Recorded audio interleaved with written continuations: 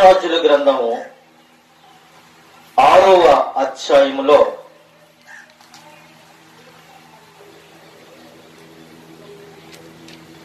5వ వచనము 6వ వచనము మనం చూసినట్లయితే అక్కడ మనకి కొన్ని మాటలు మనకి కనబడుతూ ఉన్నాయి. చూడండి ప్రియమైన దినకు బిడ్డలారా, ఒకడు దూలము నరుగుచున్నప్పుడు గొడ్డలు ఊడి నీటిలో పడిపోగా వాడు అయ్యో నా ఏలిన వాడ అది ఎరివి తెచ్చినది మొరపెట్టెను. ఇక్కడ ప్రియమైన దేవునికి బిడ్డలారా, కొన్ని విషయాలుగా మనం చూసినట్లయితే ప్రవక్తల శిష్యులు యెషయా మరి ఎలీషా ప్రాంతాలలో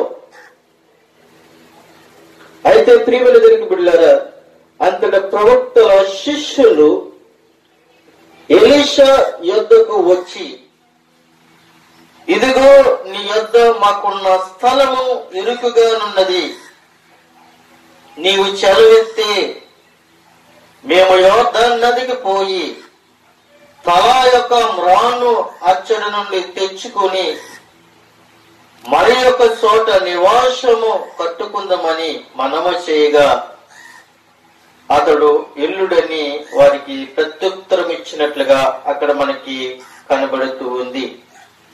చూడండి ప్రియమైన దేవుని బిడ్డలారా,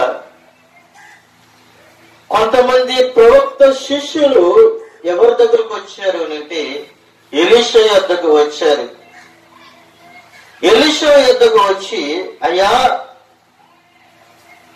నీ యొద్ద మాకున్న స్థలము చాలా ఇరుకుగా ఉన్నది, నీ యొద్ద ఉన్న స్థలం మాకు చాలా ఇరుకుగా ఉన్నది గనుక నీవు సెలవిస్తే మేము యోర్దాను నదికి పోయి తల యొక్క మ్రాను నరుకుని వచ్చి మరి యొక్క స్థలము మరి యొక్క ప్రాంతానికి అనగా మరి యొక్క స్థలములో అదే స్థలము మరి యొక్క చోటన మేము నివాసము కట్టుకుంటాము అని చెప్పి ఒక సలహా తీసుకుని వారు ఆ ఎలీషా దగ్గర మాట్లాడుతూ ఉన్నప్పుడు ఎలీషా అంటున్నాడు, మీరు వెళ్ళండి అని చెప్పాడు. వెళ్ళండి అని చెప్పిన తర్వాత ఉండి ఒకడు, దయచేసి నీ దోషులమైన మాతో కూడా నీవు రావాలని కోరగా అతడు నేను వచ్చేదనని చెప్పి వారితో కూడా వెళ్ళాడు. మరి ఒక శిష్యుడు వచ్చి ఎలీషాతో అంటున్నాడు, అయ్యా నీవు కూడా మాతో కూడా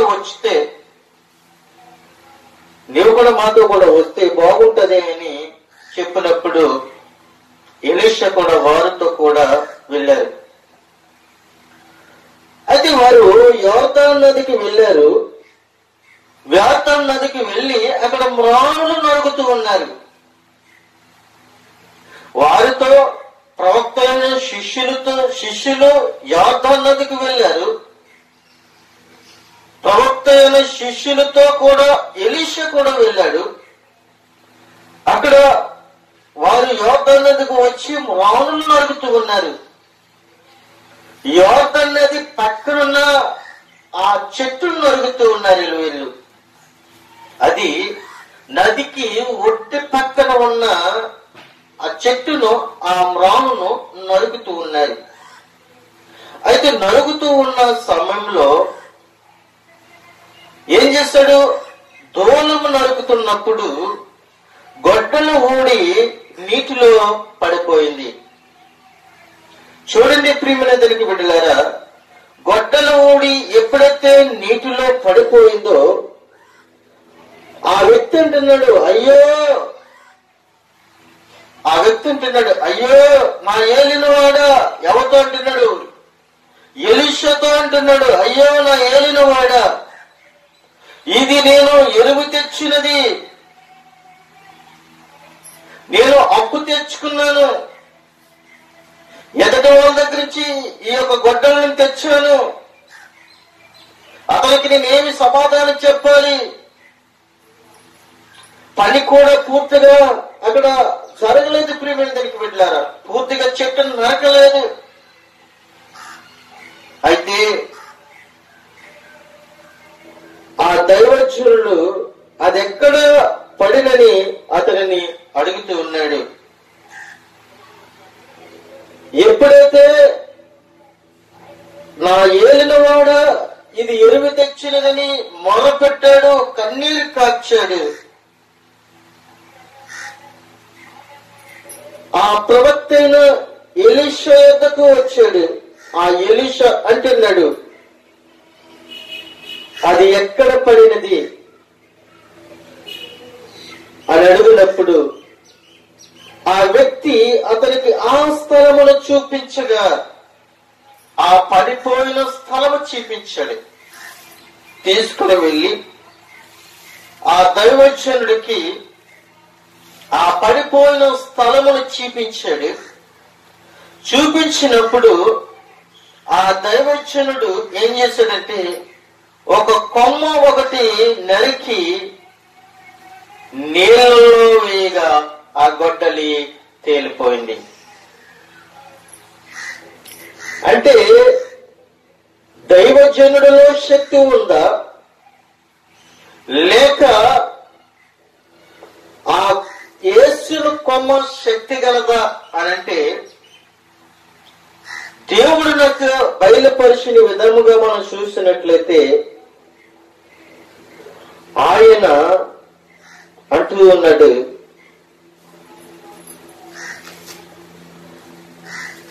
వేసిన వ్యక్తి విలువైన వాడే, వేసిన కొమ్మ విలువైనది. అయితే ప్రియమైన దేవుని బిడ్డలారా, ఇనుప పనిముట్ల కోసం ఇశ్రాయేలు ఐగుప్తులపై ఆధారపడిన కాలము గడిచి అప్పటికి 200 సంవత్సరములు అయినట్లుగా అక్కడ మనకు కనబడుతుంది.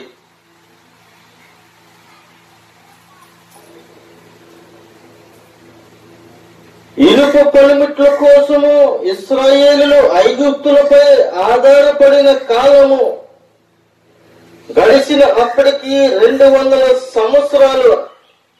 మొదటి సమూయేలు గ్రంథము 13వ అధ్యాయము 19 నుంచి 22 వరకు మనం చదువుకుంటే కొన్ని సందర్భాలు అక్కడ మనకు కనబడుతూ ఉంటాయి. అయినను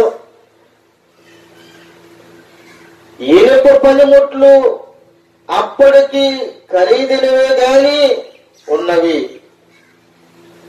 అయితే ప్రియమైన దేవుని బిడ్డలారా, దైవజనుడు స్పందించిన విధానము చూస్తే అది దాదాపు నిర్లక్ష్యపూర్వకముగా ఉన్నట్టు కాదు గాని గొడ్డలి ఎక్కడ పడిందో అడిగాడు. కొమ్మ ఒకటి నరికి నీళ్ళలో వేశాడు. అద్భుతముగా గొడ్డల నీటిపై తేలజేశాడు. దేశమంతా దేవునికి అపనమ్మకముగా వ్యవహరిస్తున్న కాలములో కూడా సాక్ష్యమిస్తే స్థాయిలో దేవుడు తన ప్రవక్తల పక్షముగా అద్భుతమైన కార్యమును చేయగలగడని ఇక్కడ మనం నేర్చుకునే పాఠము మనకి దేవుడు బయలుపరుస్తున్నాడు. ఆ రోజుల్లో నమ్మకపోవచ్చు, కానీ నమ్మే విధంగా ఇక్కడ మనకు కనబడుతూ ఉంది అని ప్రభువు సెలవిస్తున్నాడు. అయితే కుమ్మరి బలముతో గొడ్డలకి పొదలు చేయును. అయితే ప్రియమైన దేవుని బిడ్డలారా, యెషయా గ్రంథము 44:12 వచనంలో మనం చూసినట్లయితే కుమ్మరి బలము చేత గొడ్డలకి పదును చేయును. ఏ కుమ్మరి? కుమ్మరి కాదండి, కమ్మరి. మీరు కుమ్మరి అని అనుకుంటున్నారేమో. కమ్మరి బాహు బలముతో గొడ్డలకి పదును చేయును. కుమ్మరి అయితే కొండలు చేస్తాడేమో గాని కమ్మరి బహుబలముతో ఏం చేస్తాడు తెలుసా? పొదును పడతాడు. నిప్పుల్లో కాల్చి దాన్ని చక్కగా చుట్టులతో కొట్టి చక్కగా పొదును పెట్టి దాన్ని తయారు చేస్తాడు. కుమ్మరి తన యొక్క ఆలోచన కలిగి కుండలను తయారు చేస్తే అతనికి ఆలోచనమైన రీతిలో కుండలను తయారు చేస్తే కమ్మరి గొడ్డలని చక్కగా తయారు చేస్తాడు. గొడ్డల్లో చాలా రకాలు ఉన్నాయి. చాలా రకాలైన గొడ్డలు ఉండే ప్రియమైన బిడ్డలారా. కానీ గొడ్డలి మ్రోను నరకడానికి ఉపయోగించాలి గాని మరి దేనిని ఉపయోగించకూడదని ఇక్కడ మనకి తెలియపరుస్తున్నాడు. నీవు నాకు గండ్రల గొడ్డలు వంటి వాడువు అని చెప్తూ ఉన్నాడు. ప్రవక్త అయిన యిర్మీయాను 51వ అధ్యాయం 20వ వచనంలో మనం చూసినట్లయితే నీవు నాకు గండ్రగొడ్డలి వంటి వాడువు అంటున్నాడు. యుద్ధ ఆయుధములంటి వాడువు, నీ వలన నేను జనములను విరగొట్టుచున్నాను, నీ వలన రాజ్యములను విరగొట్టుచున్నాను అని చెప్తూ ఉన్నాడు. లాస్ట్ మటుగా మనం చూసినట్లయితే గొడ్డలు చెట్ల వేరును ఉంచబడి ఉన్నదని మనము మత్తయి సువార్త 3వ అధ్యాయము 10వ వచనంలో చూసాం. అదే లూకా సువార్త 3వ అధ్యాయము 9వ వచనంలో మనం చూసాం. ప్రియమైన దేవుని బిడ్డలారా, ఈ మాటలు నీ జీవితంలో, నా జీవితంలో గొడ్డలని ఎలా ఉపయోగించాలి, దేనికి ఉపయోగించాలి అంటే గొడ్డలి మ్రానులను నరకడానికి ఉపయోగించాలి. గొడ్డలి మ్రానులను నరికి ఇరికైపోతున్న స్థలములో గృహాలు కట్టుకోవటానికి ఉపయోగించాలి. గొడ్డలి సరైన రీతిలో మనం వాడకపోతే తుప్పు పట్టిపోతుంది. అలాగే సరైన రీతిలో మనం ప్రార్థన చేయకపోయినా, రక్షణ పొందకపోయినా, బాప్తీసం పొందకపోయినా మనము దేవుని యొక్క రాజ్యానికి వారసులము కాదని ప్రభు సెలవిస్తూ ఉన్నాడు. ఈ మాటలు ప్రభు యొక్క వినికుడిలో దీవింపబడును గాక. ఆమేన్. ప్రియమైన దేవుని బిడ్డలారా, ఇంతవరకు కూడా అనేక మంది ఈ మాటలు విని మీరు కూడా మీ యొక్క గ్రంథాలను తెరిచి దేవుని యొక్క మాటలు విని రక్షణ పొందుకోవాలని నేను సంతోషిస్తూ ఉన్నాను. మనమందరం కూడా దేవుని యొక్క పని వారమే. మనందరం కూడా దేవుని యొక్క పనిలో పాలుభాగస్తులమై అందరం కూడా కలిసి దేవుని యొక్క సువార్తని మనమందరం కూడా ప్రకటిద్దాం. ప్రభు రాజ్యానికి వారసులం అవుదాం. ఈ మాటలు దేవుడు మన జీవితాలలో ఫలించాలని కోరుకుంటూ ఆ మాటలను ముగిస్తున్నాను. కొద్ది మాటలు దేవుడి నుంచి ఆశీర్వదించిన గాక. ఆమేన్.